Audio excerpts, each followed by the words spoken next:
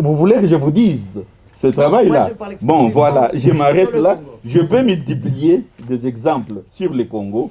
Donc, dire que notre organisation est vraiment une organisation qui soutient la CPI. Mais faute de mieux, quelle autre institution nous avons pour le moment? Vous voyez voilà, merci. Merci Nicoletta pour votre question. Moi, je m'en vais là parce que c'est ça ce que j'entends depuis. Que des gens qui devraient critiquer la CPI, mais oui, nous la soutenir. Non, j'ai dit nous critiquons. Vous l'avez entendu? Non, mais écoutez, nous critiquons. Mais il faut comprendre que la CPI. Alors, allez sur les sites. Pour vous tuer. Non, mais nous ne sommes pas la CPI. Mais nous ne sommes pas la CPI. Mais vous ne pouvez pas dire que c'est mieux que rien. Pardon? Vous avez dit mais que alors, la CPI, à la place, c'est mieux que rien. Mais qu'est-ce que nous faisons?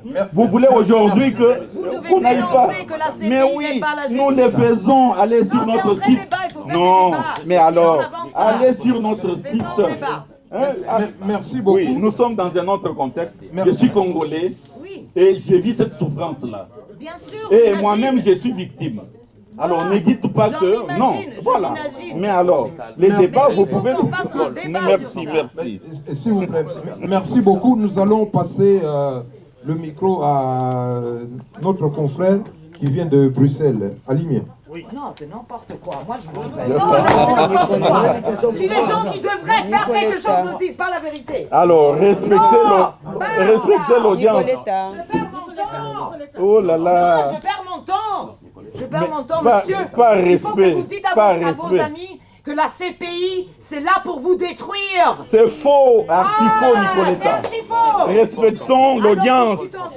Alors discutons ça. Alors, qu'est-ce qui est bien de la CPI? Qu'on n'aille même pas au Conseil de sécurité. On n'aille même pas au Conseil de sécurité. Alors. Mais il faut qu'on discute. Non, laisse. Alimien. Mais je vais vous dire. Moi, je travaille à la Front. Oh, d'accord. Alimien, votre question. Qui c'est qui vous finance? Alors, on arrivera. D'accord. Une question. Parce que je ne peux pas écouter des gens comme ça. Alors voilà, donc, Maman, après moi, je voulais poser une question par rapport à la CPI. Voilà. C'est vrai que vous avez bien démontré clairement que la CPI renforce l'impunité en RDC. Ça, vous avez bien déclaré. Je n'ai pas suffisamment bien expliqué. Oui, d'accord, c'est de là qu'on a bien compris. Et tout. Ça, c'est vrai. Mais comment expliquez-vous concrètement qu'une si grande institution internationale peut agir de la sorte? Quels sont les objectifs poursuivis par la CPI d'après vous? Est-ce que c'est une cour qui est politisée? Est-ce que ce sont les arrestations sélectives, injustifiées? Comment vous pouvez justifier tout cela? Ok, bon, moi... Le micro. Moi, je voilà. Moi, je travaille depuis 6 ans sur le cas Laurent Gbagbo, donc vous pouvez imaginer que là, on a 2 personnes qui sont 2 non-violents, de la résistance non-violente socialiste en Afrique, renfermés depuis 7 ans. Et on peut regarder tous les cas, hein. Il n'y en a pas un qui tient. Et en particulier dans le cas de la RDC, par exemple, on arrête Bemba parce qu'il pourrait peut-être gagner les élections contre Kabila. Et on l'accuse pour des choses en Afrique centrale. D'ailleurs, il est allé aider un président qui lui a demandé de venir. Donc il y a quoi d'illégal en ça? On cherche d'enlever aux Africains le droit même de se protéger. Ce qui était le cas de Gbagbo. Non, il avait gagné les élections, là on entre, paf. Donc la CPI est utilisée comme un instrument. Il y a même le fils de Gaddafi qui disait c'est une cour de Mickey Mouse. Parce que le soir, on arrive, on nous fait des choses. Ah, si vous voulez pas, si vous acceptez ça et ça, on va pas vous amener à la CPI. Le jour, on dit on va amener Gaddafi à la CPI. Mais c'est quoi? C'est utilisé comme, en anglais on dit lawfare, c'est la justice utilisée, la justice utilisée comme arme de guerre. C'est ça la CPI. Si vous pensez vraiment qu'il y a quelque chose à sauver là-dedans, alors il faut me citer des cas. Il faut me citer des cas. Parce que vous devez savoir que Katanga, maintenant, on est en train de le reprocesser en RDC. Alors c'est un petit milicien, même pas milicien, c'est un monsieur d'un groupe d'autodéfense qui a cherché d'aider les gens parce que les chefs coutumières de sa région ont dit « Est-ce que tu peux aider ?» à lutter contre cette invasion. Au début, carrément avec les flèches. Il raconte que c'était les pygmées qui lui ont aidé à lutter contre ces trucs. C'est lui qu'on arrête.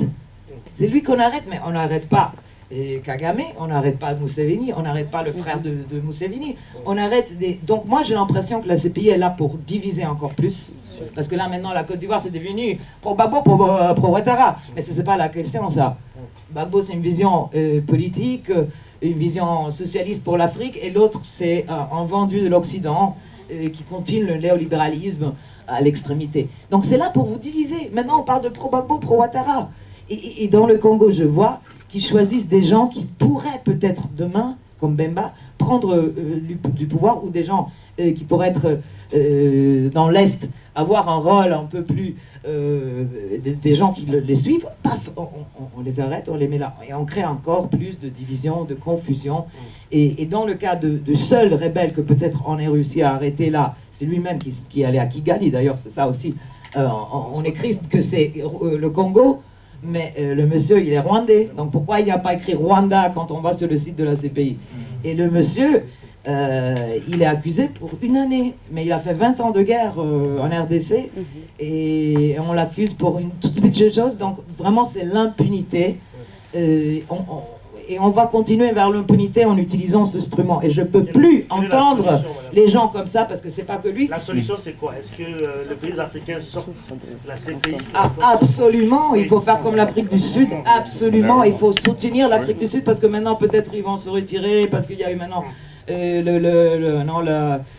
comment on dit ça, le Parlement qui doit encore l'accepter. Donc, mais il faut soutenir l'Afrique du Sud dans leur sortie, parce que je vous dis, c'est un chantage. Les pays africains, ils ne souscrivent pas parce qu'ils veulent souscrire. C'est un chantage, parce qu'à partir de l'accord de Cotonou, si vous ne souscrivez pas, vous perdez les aides. Donc il y a des pays comme Malawi, des petits pays qui ont souscrit parce qu'ils ont besoin de l'aide. Le Soudan a perdu 300 millions de dollars parce qu'il n'avait pas souscrit cette... c'est une cour macabre. Qui suit les procès de près comme celui de Gbagbo ou d'autres voit à quel niveau ça arrive de macabre. Les charges contre Gbagbo, c'est... pendant la campagne électorale, tu as utilisé le slogan « Où on gagne, où on gagne ». C'est ça c'est la preuve contre Gbagbo. 7 ans là-bas. Et alors moi, les organisations comme ça, mais c'est pas que lui, il y en a 2500 qui sont dans la coalition des organisations qui travaillent pour la CPI, qui sont tous payés que pour parler bien de eux. Et moi, je dois en continuation entendre les gens qui me disent « Ouais, mais c'est mieux que rien ». Non, c'est pas ça le discours. C'est pas ça le discours. Merci. Nous allons prendre...